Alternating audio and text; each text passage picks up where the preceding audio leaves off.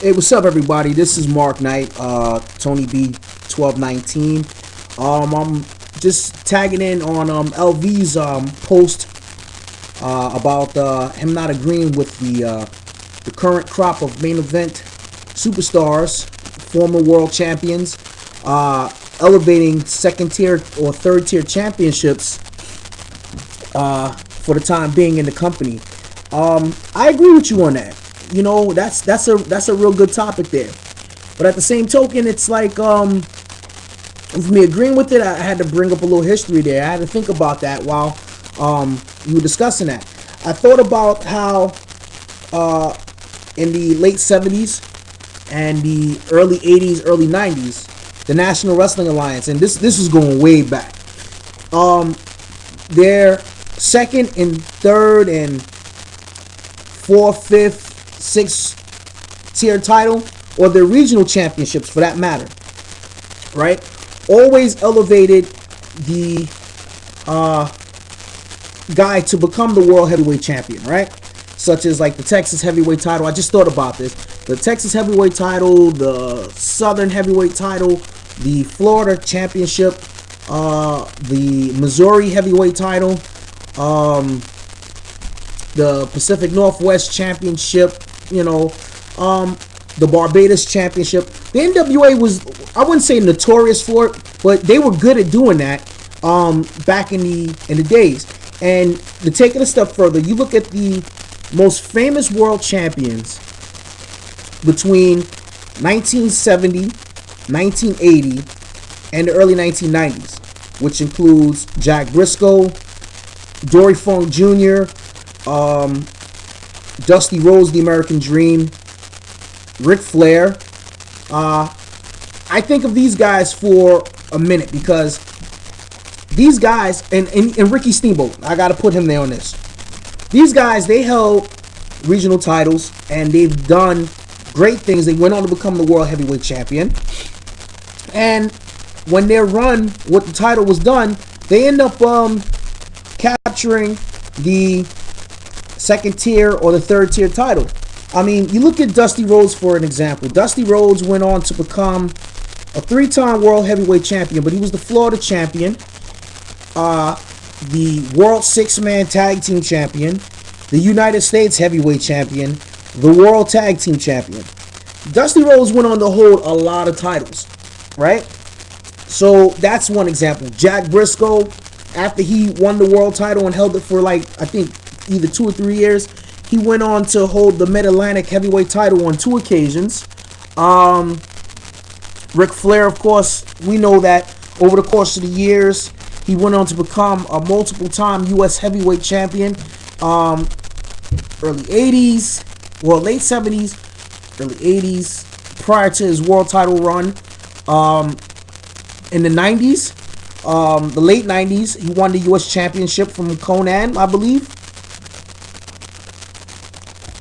And he went on to drop the title to Eddie Guerrero, and that was a classic where Eddie beat Ric Flair to become the U.S. champion.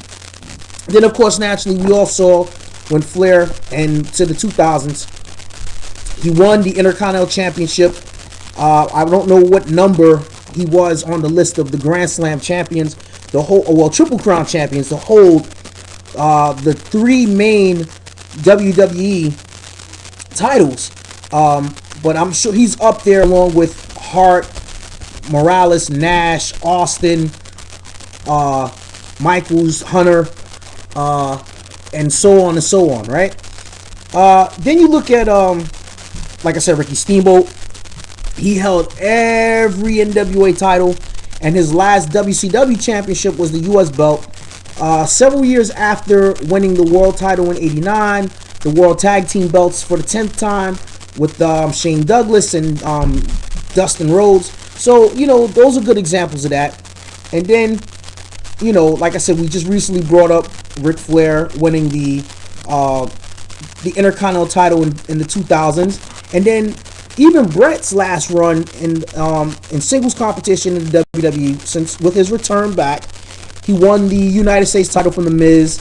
I believe it was last year. Yeah. He won the U.S. heavyweight belt. back then. So, I mean, I agree with you. An up-and-coming guy should feud with another up-and-coming guy over the second-tier title. Like right now, you got Booker T and Cody Rhodes. They're feuding. I doubt that the IC belt will be on the line on this, but if it is, would pretty much say it's safe to say that Booker would probably win the Intercontinental Championship for the time being, briefly, just on promotion purposes only. But Cody's going to win the Intercontinental title back. That's going to happen. But I can see what you're saying as far as like up and coming guys going for the belt. Like right now, you got Ziggler and Zack Ryder, which is the hottest feud right now in WWE for the United States belt. That's going to happen. And I agree with you. It should be up and coming guys. The guys like the Wade Barretts and the Cody Rhodes, the Dolph Zigglers, the I wouldn't say Sheamus, but then we look at Sheamus. Sheamus went on to become U.S. champion after his 2 WWE championship runs. These guys went on to do these things. So, but you're right. I agree with you. The second tier championship should be for the up and coming guys, and they should feud with one another. But I just had to throw that little bit of what insight about wrestling history, because that's what I do, L. That's me, man. But you know what? I appreciate what you do. So keep up the good work on that. And for you guys, if you do want to take a look into what I'm saying, go into the pro wrestling title histories, and you'll see all that stuff that I was mentioning about all of the main guys who were world heavyweight champion and main event guys to go on to win second tier, third tier championships, and you'll see it there for yourself. Surprisingly, it just dawned on me too. I think one of the other last WWE guys outside of Jericho to elevate the Intercontinental belt was, I wouldn't even say elevated, but he held it, because I guess it was just due.